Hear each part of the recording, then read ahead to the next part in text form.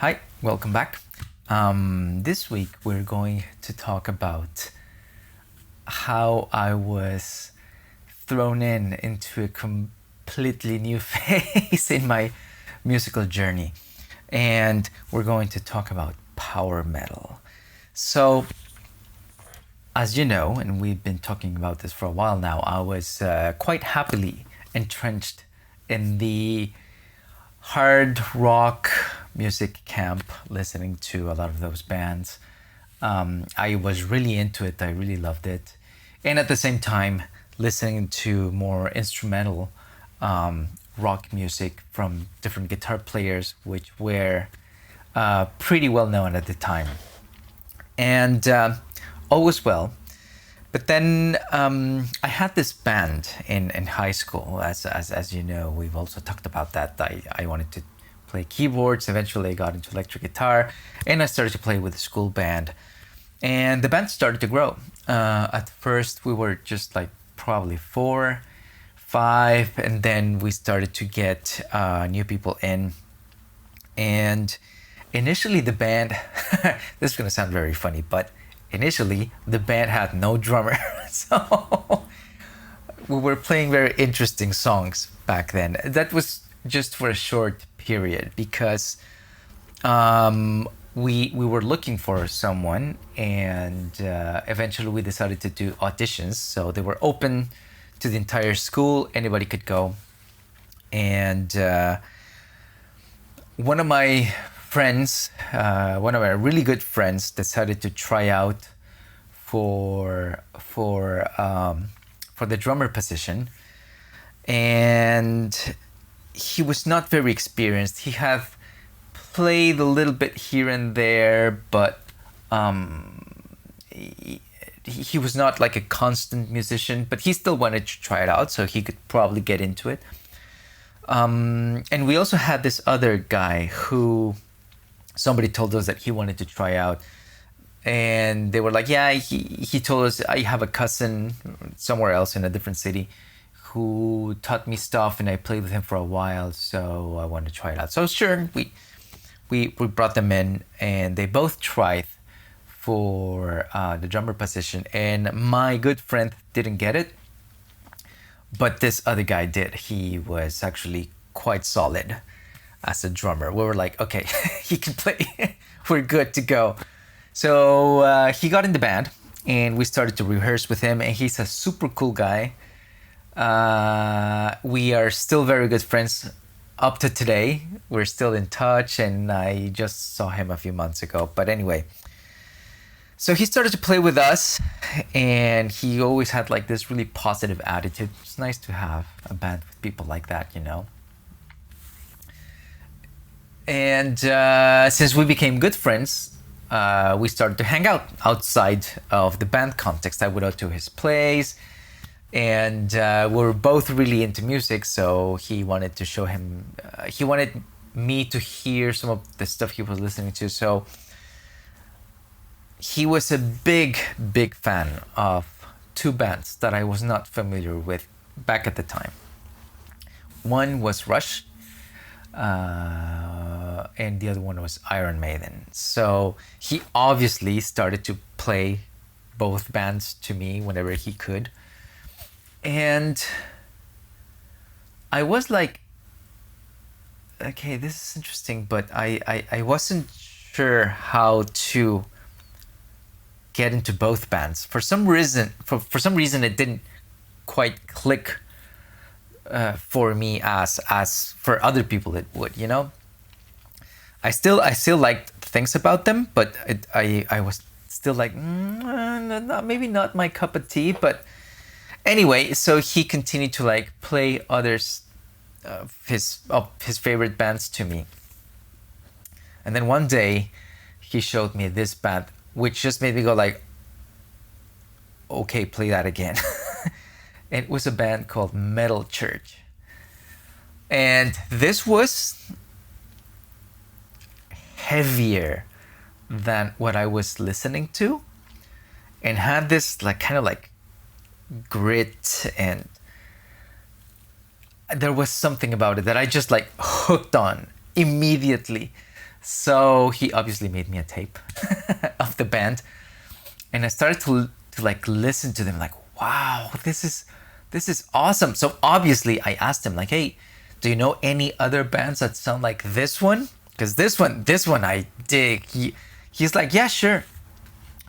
So he introduced me to this other metal band, which here is where I was like, okay, this is it. This is what I'm listening to now.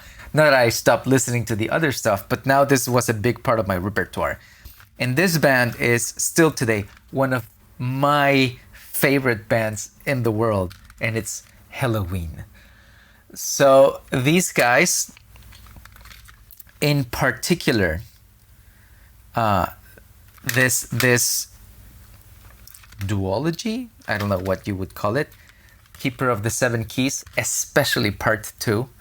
Oh my god. These albums are gold. They have so much, I don't want to say groove, but it kind of is in a way, because it's not groovy in the sense you would hear this word being used in other musical contexts. But yeah, they have this, it's very, I don't know, go listen to them. Power metal has this very driving thing. And I obviously started to get more into other bands from the genre, so I will mention some other ones so that you can get to know them. We've talked about him before, but I'll do it again. Mr. Yngwie Malmsteen. I know he's more like neoclassical metal, whatever, but I think he falls a little bit into the power metal camp. He's kind of like there. His shadow is, at least, he's maybe somewhere else, but his shadow is really projecting into the power metal camp. Another band that I really liked are these guys, Manowar. Ah man, this band has some awesome songs. They're like so, because that's the thing, it's power metal, you know? And obviously, I got into the man himself, Dio. His musical legacy will be written in storybooks until the end of times. His stuff is amazing, and such a nice guy too. I mean, what I've seen, obviously, in interviews and stuff, you can tell he really enjoyed what he was doing. And to me, that's precious. That's the only reason why anyone should be doing music. In particular, I got this album originally on tape, but then obviously later on I had to get the CD. This one, Lock Up the Wolves. This album is insane. He got a new guitar player for this project, Rowan Robertson, who was at the time I think 17, and you have to listen to him play. This album just made me pull my hair. His playing is so full of aggressiveness, but like, you know, power metal aggressiveness. It's, oh my god, insane. And obviously throughout the years I've been listening to other bands. I recently got this CD from this band, which I also like a lot, Blind Garden. And they're great. They also have great music. I like power metal. It's awesome. And this is a little gem that I can't remember how I found this. But anyway, it's a project called Aina, and it is actually a metal opera.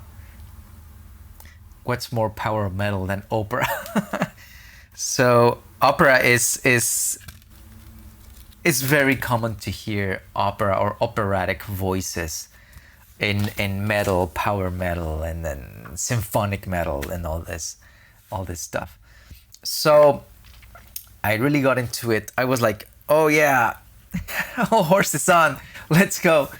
and started to listen to that a lot. And I really enjoyed it. And it also exposed me to, from a musical perspective, to harmonic structures that I couldn't find in more like my hard rock bands. It's a different musical angle. So I hope this piques your curiosity and gets you to try to listen to some of it. So that's pretty much it. But next week, I'm going to tell you about how my friend also and MTV introduced me to even another really interesting metal subgenre, which completely changed my music again. I know that's the path. It's a bunch of sometimes small stones that you find that you really like, and other times huge stones that completely changed where you were going and what you knew. And this next one was one of those. Was a huge thing for me, and that's progressive metal. So stay tuned and we'll talk about that next week. Bye.